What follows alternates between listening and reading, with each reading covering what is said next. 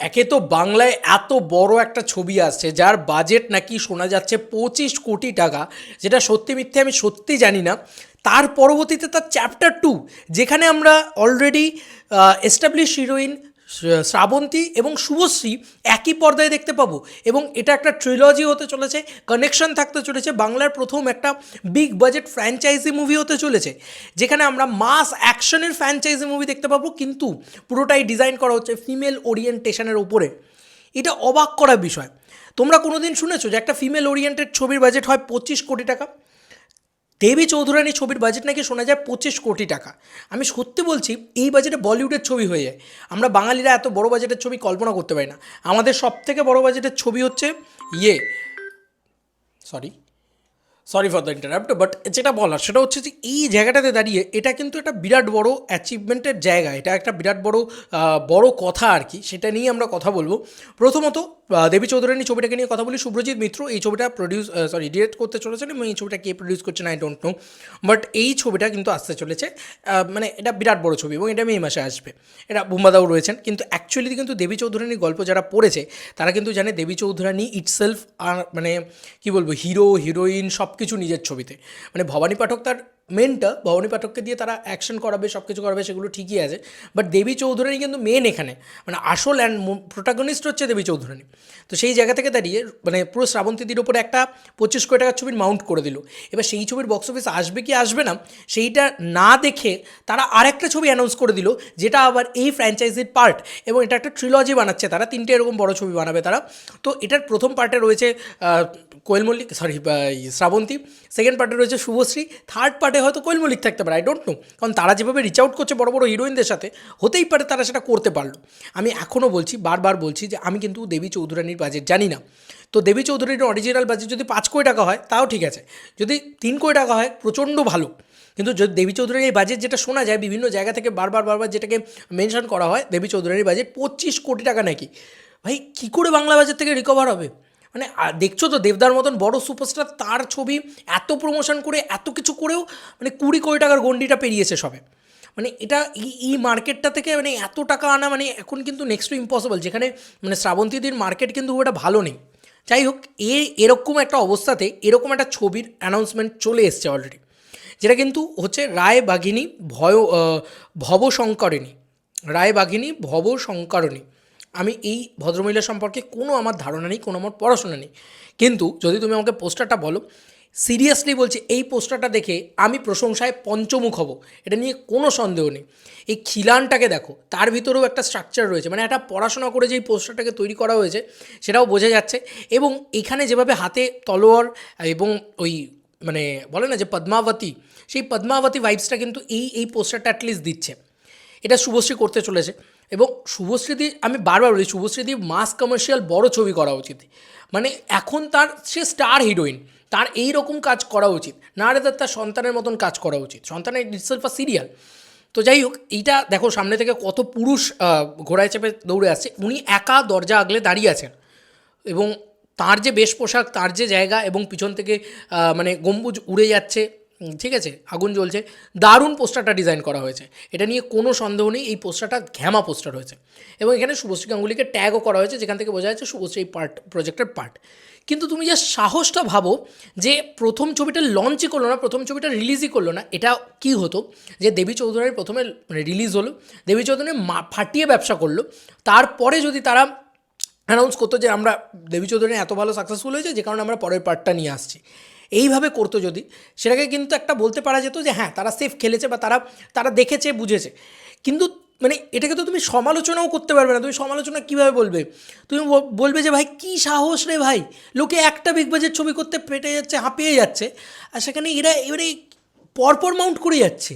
শুভ্রজিৎ মিত্রকে তো স্যালুট ভাই। এবং এখানে পরিষ্কারভাবে লেখা আছে second chapter of queen of Bengal.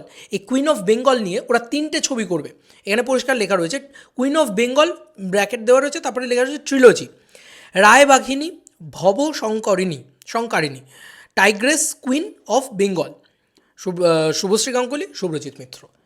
তো তুমি বুঝতে পারছো, টাইগ্রেস মানে বাঘিনী বলা হতো ওনাকে, যাই হোক সেটা তো রায় বাঘিনী এই যে বলা হচ্ছে। তো এনার সম্পর্কে আমার কোনো ধারণা নেই। আমি দেবী চৌধুরানী মানে স্ক্রিপ্টই বটে, দেবী চৌধুরানী পিসটা আমি পড়েছি, এবার এইটা আমি পড়িনি, তো আমি জানি না, কিন্তু এটা যে করছেন ওনারা, এটার জন্য একটা স্যালুট তো বানতে হয়, কারণ কমার্শিয়াল ছবি, অ্যাকশন ইত্যাদি দিয়ে বড় মাউন্টিং করে একটা ছবিকে দাঁড় করানো খুব ডিফিকাল্ট, তাও আবার একটা ফিমেলের কাঁধে। বলিউড দেখো সেটা করতে পারছে না, কিন্তু মানে বলিউডও কিন্তু একটা ফিমেল ওরিয়েন্টেড ছবির যে জোন তৈরি করবে সেটা করতে পারছে না। ম্যাডক যেটা সাকসেসফুলি করতে পারছে, যে ওরা হরর ফ্র্যাঞ্চাইজির ভিতরে করতে পেরেছে। কে বলতে পারে কালকে শুভ্রজিৎ মিত্র তিনি একটা এরকম হরর ফ্র্যাঞ্চাইজির মতো ফ্র্যাঞ্চাইজি তৈরি করে দিন, যে ফ্র্যাঞ্চাইজি ভাই এনে দিল 30-35 কোটি টাকা বা 40 কোটি টাকা এনে দিল, কেউ তো জানতো না যে স্ত্রী টু জওয়ানের রেকর্ড ব্রেক করে দেবে, কেউ বলতে পারে না যে আজকে এই ছবিটা খাদানের রেকর্ড ব্রেক করবে কিনা। আমি কোনো ছবিকে অপমান করতে চাইছি না, ছোটো করতে চাইছি না, আমি প্রথম দিন থেকে বলছি ছবি যদি ইটসেলফ বড় হয়, কমার্শিয়াল ছবি হয়, তার ভিতরে যে একটা অনেস্ট চেষ্টা থাকে, তাহলে আমি সেই ছবিকে সাপোর্ট করতে বাধ্য ভাই, খিল্লি করতে পারবো না। হ্যাঁ, আমি দেখতাম আর একটা সন্তানের মতন ফালতু ফ্যামিলি ড্রামা করছে, তাহলে আমার বিরক্ত লাগতো ভাই।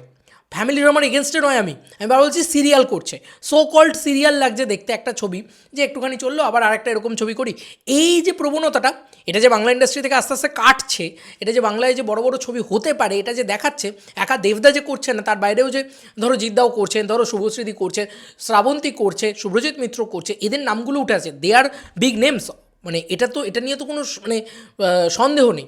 অবভিয়াসলি দেবদা হয়তো এদের মানে একদম টপে থাকবে, বাট মানে দেবদা জিদ্দা দুজনে এদের টপে থাকবে, কিন্তু এরাও কিন্তু কম বড় নাম না, এবং এদের ঘাড়ে মাউন্ট করে এত বড় বড় ছবি দাঁড় করানো, মানে এই সাহসটাকে তো একটা স্যালুট জানাতে হয়। কারণ তুমি জানো যেখানে যে ভাই কনফার্ম হয়তো ছবি ঝাড় খাবে, বা কনফার্ম হয়তো আমরা 25 কোটি ছেড়ে দাও 5 কোটি টাকা তুলতে পারবো না।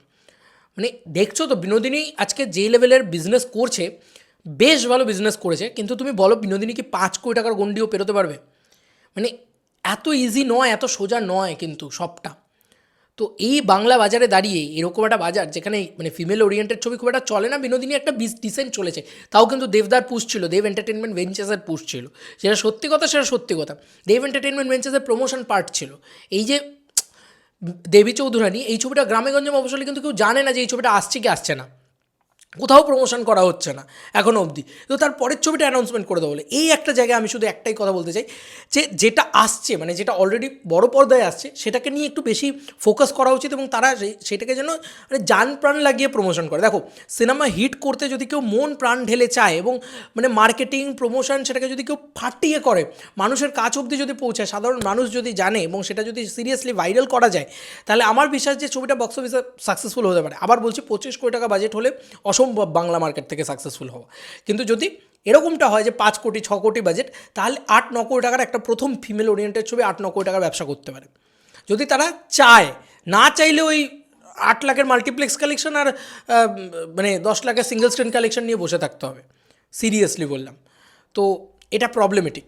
যদি তারা প্রাণ ঢেলে চায় তাহলে কিন্তু ওই মাস সেন্টারগুলোতে কানেক্ট করতে পারে, কারণ বুম্বাদার একটা মানে হিউজ মাস পপুলারিটি আছে। আমাকে অনেকে বলছে তুমি দেবী চৌধুরানী নিয়ে কথা বলো, দেবী চৌধুরানী নিয়ে কর।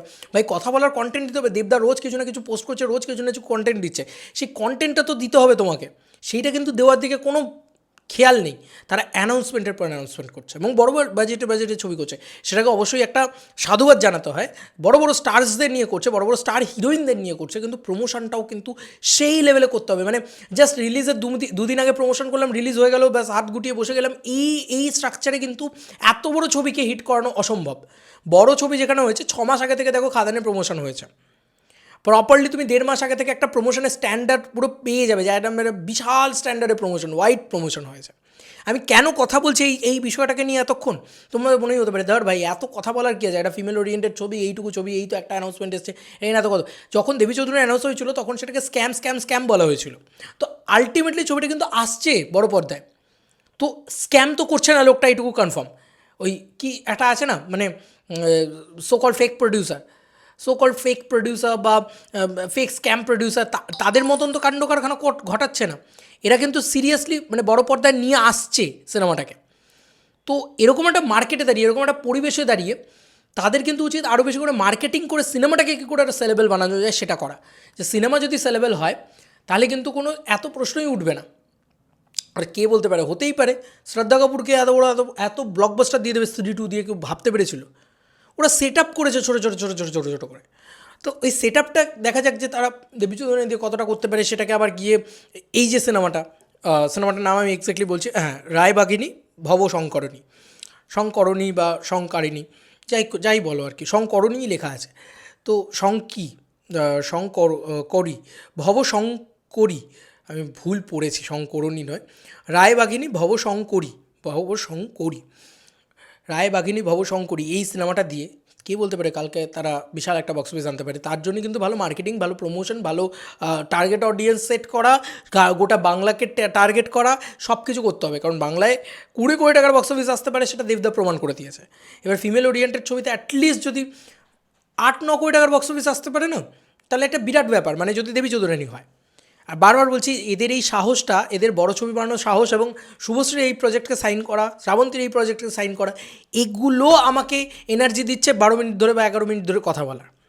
ঠিক আছে, তো এগুলো ওই জন্য এই ছবিগুলো আসবে যখন আমি মানে জান লাগিয়ে সাপোর্ট করব। কেন করব? কারণ বাংলায় বড় ছবি হওয়া খুব দরকার। বড় ছবি হবে, ক্রেজ হবে, তবে না সেলিব্রেশন হবে, তবে না একটা সিনেমা ইন্ডাস্ট্রি বাঁচবে। কি ভাই টুক টুক টুক টুক করে ছোটো ছবি দিয়ে কিচ্ছু কোনো দিন ইন্ডাস্ট্রি বড় হবে না, অসম্ভব। ইন্ডাস্ট্রিতে যদি 50 কোটি আনতে হয়, ইন্ডাস্ট্রিতে যদি 70 কোটি আনতে হয়, তাহলে তার বাজেট, শুট বাজেট 10 কোটি, এবং তুমি বড় বড় ছবি দিতে হবে তোমাকে। তার জ্বলন্ত প্রমাণ হচ্ছে খাদান, তাই না? তোমাদের কার কি মতামত এই এন্টার ভিডিওটাকে নিয়ে জানিও কমেন্ট সেকশনে। এই বিষয়টা নিয়ে তোমাদের কি মতামত জানিও। চলো বন্ধুরা, নতুন কোনো ভিডিওতে দেখা হবে, বাই।